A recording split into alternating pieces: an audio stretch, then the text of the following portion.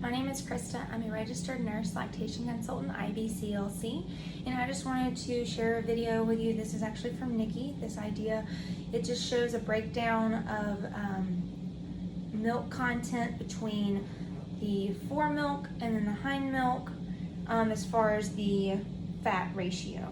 So this right here represents our breast milk, our fat content, and then our water that's dyed blue.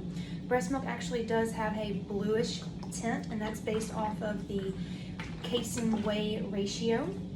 Whey and casein are just the proteins that are evident in breast milk.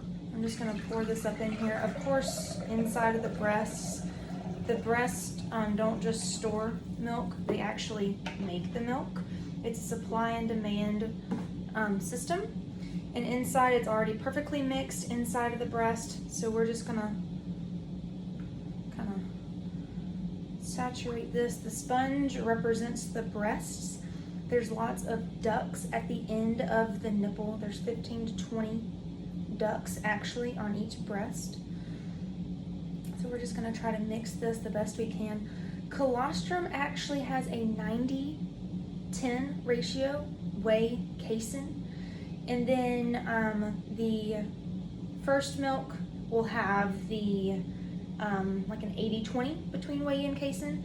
And then the hind milk has like a 50-50 whey and casein. So when baby starts eating,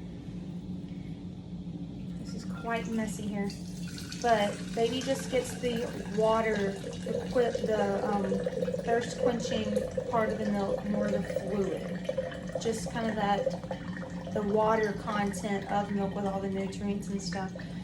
Then we come on to the next. This is kind of like the middle of the feeding. The longer baby eats, the more the milk is going to change. And we're starting to get some fat into this one, if you can see that. And then when we come to this side, we're actually getting more and more of that fat. So the longer baby eats at the breast, the more of that thick fat content baby is gonna get. So we want baby to eat all that he wants on each side. We don't wanna take baby off after 10 minutes because we're probably gonna interrupt before baby gets to this part of the feeding. We want baby to tell us when he's had enough of the feeding, so baby gets exactly what he needs per feed. And I kind of equate this to like a thick chocolate. After you have chocolate, sometimes you want some water or something to wash it down.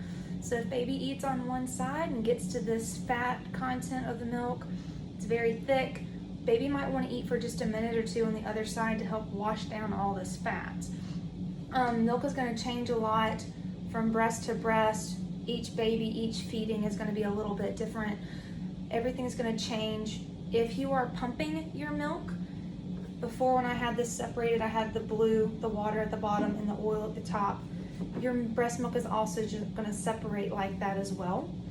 So you'll need to gently swirl the bottle like this. You don't want to mix the breast milk because it has a lot of proteins and cells in there that you don't want to break up. But you'll just gently swirl it and then use it in a bottle warmer or put it in a hot cup of water to help heat it up before baby goes to eat it. So we already talked about, this is kind of the hind milk, or this is the foremilk, and then this is the hind milk. At the end is where we see all this good fat. So if you're pumping throughout the daytime and nighttime, it's normal to kind of see the ratio of things change, color, content, consistency change if you breast milk a little bit. That's based off of baby's needs. You and your body and baby are going to have that communication and talk about what baby exactly needs. I believe that is it. Thank you so much.